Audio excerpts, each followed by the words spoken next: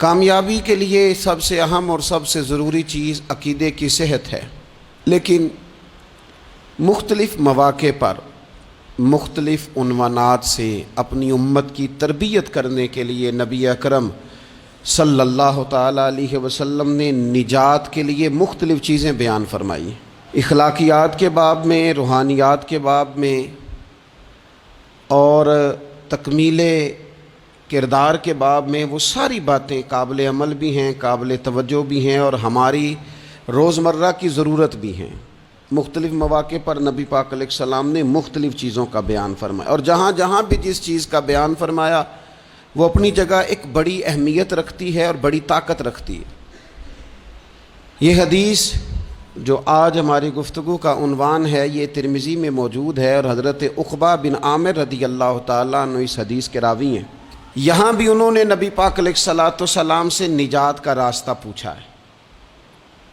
بہت ساری سوچیں، بہت سارے نظریات، بہت سارا فلسفہ، بہت سارے سمجھانے والے، بہت سارے قائل کرنے والے، اپنے اپنے انداز میں خیر کی بات بتانے والے لوگ ہر دور میں موجود رہے، لیکن بہرحال حرف آخر وہ ہے جو مدینے والے محبوب نے بیان فرمایا۔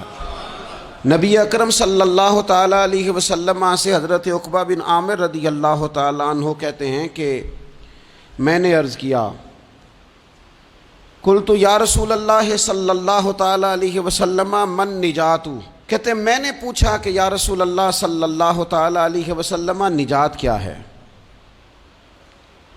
اللہ تبارک و تعالیٰ نے نبی پاک علیہ السلام کو یہ اعزاز عطا فرمایا ہے کہ حضور نہ جوامع الکلم کے ساتھ دنیا میں آئے، اور حضور فرماتے ہیں انا افصح العرب، عرب سارے ہی بڑی فصیح و بلیغ بات کرتے ہیں، کھلی بات کرتے ہیں، لیکن عربوں میں سب سے زیادہ بات کرنے کا سلیقہ اللہ نے مجھے عطا فرمایا ہے۔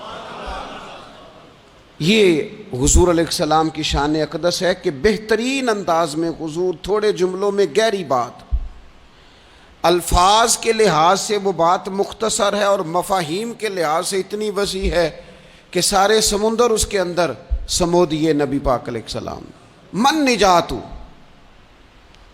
بہت بڑی بات پوچھی، بڑی وسیع بات پوچھ لی، یا رسول اللہ نجات کیا ہے، کامیابی کیا ہے، فلاح کیا ہے؟ تو نبی پاک صلی اللہ تعالیٰ علیہ وآلہ وسلم نے 3 باتیں ارشاد فرمائیں۔ سب سے پہلے حضور نے نجات کے لیے جو بات ارشاد فرمائی وہ بڑی قابل غور ہے اور سمجھنے والی ہے۔ حضور علیہ السلام نے پہلی بات ارشاد فرمائی، فرمایا اگر تو نجات چاہتا ہے تو اپنی زبان کو اپنے قابو میں رکھ، اپنے بولنے پر کنٹرول کر، تول کے بولنا شروع کر، اپنے لفظوں کی حرمت کا خیال کر۔ اپنی زبان پر جو بندہ کنٹرول پا گیا، یہ پہلی علامت ہے نجات کی۔ اور ایک مقام پہ نبی پاک علیہ السلام نے یوں بھی بیان فرمایا تم مجھے گارنٹی دو 2 چیزوں کی، اور مجھ سے گارنٹی لے لو جنت کی۔ فرمایا تم مجھے اپنی 2 ٹانگوں کے درمیان شرمگاہ کی اور 2 جبڑوں کے درمیان زبان کی گارنٹی دے دو، اور میں اللہ کا محبوب ہو کے تمہیں جنت کی گارنٹی دیتا ہوں۔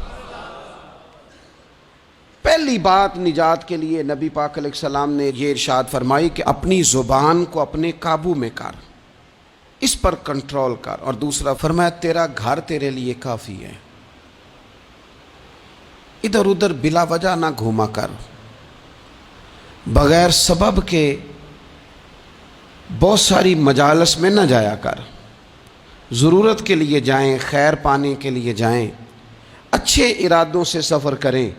گئے ہمارے صوفیاء علماء دور دراز کے سفر کیے محدثین نے، کس لیے؟ حضور کی احادیث کو جمع کرنے کے لیے، نبی پاک علیہ السلام کے فیضان سے حصہ پانے کے لیے۔ لیکن فرمایا ادھر ادھر نہ، کچھ لوگوں کو بڑا شوق ہوتا ہے، اس مجلس میں بھی جائیں گے، اس محفل میں بھی جائیں گے، اس کی بھی سنیں گے، اس کی بھی سنیں گے، نتیجہ یہ رہے گا کہ بے یقین ہو جائیں گے، اپنے گھر سے نکلیں گے، گھر گھر پھریں گے، کسی گھر کے نہیں رہیں گے۔ تیرے لیے تیرا گھر کافی ہے، اپنے گھر رہ، اپنا گھر جو ہے وہ وہ تجھے کفایت کرے، اپنے گھر میں قیام کر۔ یہ دوسری علامت ہے نجات کے لیے۔ اور تیسرے نمبر پہ نبی اکرم صلی اللہ تعالی علیہ وسلم نے فرمایا اگر تو نجات چاہتا ہے نا تو اپنی خطاؤں پہ رویا کر، اپنی خطاؤں پہ آنسو بہا، اپنے آپ پہ رو، اگر چاہتا ہے کہ بچ جائے۔ تین چیزیں نبی پاک علیہ الصلوۃ والسلام نے بیان فرمائیں، زبان کو قابو میں کرو، اپنے گھر میں قیام کرو، اور فرمایا کہ تم اپنی خطاؤں پہ رویا کرو۔ یہ تین اگر چیزیں تمہیں میسر آتی ہیں تو پھر رسول پاک علیہ السلام کی زبان فیض حق کے ترجمان سے گارنٹی مل رہی ہے کہ اللہ اس بندے کو نجات عطا فرمائے گا۔ بہت شوق ہے لوگوں کو باتیں کرنے کا، بڑی باتیں، اوئے ہوئے، جو بات بڑے مختصر لفظوں میں 2 جملوں میں بیان ہو سکتی ہے اس کے پیچھے اتنی لمبی تمہید باندھیں گے کہ اصل بات ہی رہ جائے گی بیچ میں سے۔ گفتگو، بات، بولنا، یعنی بات ہو رہی ہے، گفتگو ہو رہی ہے 2 لوگوں کے بیچ، اور کوئی دانا آدمی بات کر رہا ہے تو فٹافٹ مداخلت کریں گے اور جملہ پھینکیں گے، کہیں گے قطع کلامی معاف، اور اپنی بات شروع کر دیں گے۔ تو میں کئیوں کو روک کے کہتا ہوں کہ پہلے آپ پوچھ تو لیں ہم نے معاف کیا بھی ہے کہ نہیں۔ بہت باتیں کرتے ہیں بعض لوگ، بہت باتیں کرتے ہیں، اور دنیا میں جو زیادہ خطائیں ہوتی ہیں وہ زبان کی وجہ سے ہوتی ہیں۔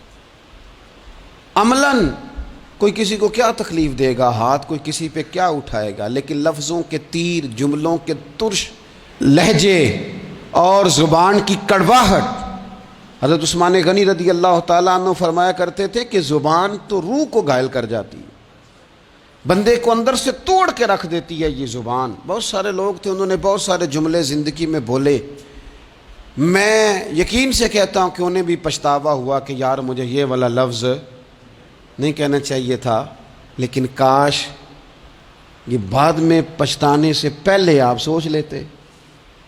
اور بہت سارے لوگ ایسے ہیں جو مجھے پتہ ہے جو وہ کہہ رہے ہیں وہ ما فی ضمیر ان کا نہیں ہے، وہ ان کے خیالات نہیں ہوتے، لیکن وہ کہہ دیے انہوں نے، اور کہنے کے بعد اندازہ ہوا کہ یہ ہمیں کہنا نہیں چاہیے تھا۔ دوسرا ارشاد فرمایا کہ تو اس طرح کر، اپنے گھر کو نہ لازم پکڑ لے، تیرا گھر تیرے لیے بہتر ہے، تیرا گھر تیرے لیے کفایت کرنے والا ہے۔ شریعت اسلامیہ میں نا رہبانیت منع ہے، سارے حقوق چھوڑ کے بندہ گھر میں بیٹھ جائے، حجرے میں بیٹھ جائے، یہ منع ہے، لیکن کچھ دیر کے لیے وَتَبَتَّلْ إِلَيْهِ تَبْتِيلًا، سب سے کٹ کر اللہ کے ساتھ جڑ جاؤ۔ قرآن مجید نے کہا وہ کیا ہے کہ کچھ دیر کے لیے خلوت ضرور اختیار، جیسے آپ اعتکاف میں بیٹھے ہیں، سب سے کٹ کے اللہ کے گھر آ گئے، یہ کچھ دیر کے لیے یہ کام کرنے کا ضرور حکم دیا گیا ہے۔ آپ دیکھیے حضرت موسیٰ علیہ السلام، اسلام میں رہبانیت نہیں، سارے حقوق چھوڑ کے جانا نہیں، لیکن کچھ دیر کے لیے، تھوڑی دیر کے لیے حضرت موسیٰ علیہ السلام 40 دن کے لیے گئے نا کوہ طور پہ، پھر اللہ نے تو رات عطا فرمائی۔ وَإِذْ وَعَدْنَا مُوسَىٰ 40 لَيْلَةً، ہم نے موسیٰ علیہ السلام سے 40 راتوں کا وعدہ لیا۔ نبی پاک علیہ السلام کتنے کتنے دن جا کے پہلے غار حرا میں بیٹھے، پھر اللہ تعالیٰ نے وحی عطا فرمائی۔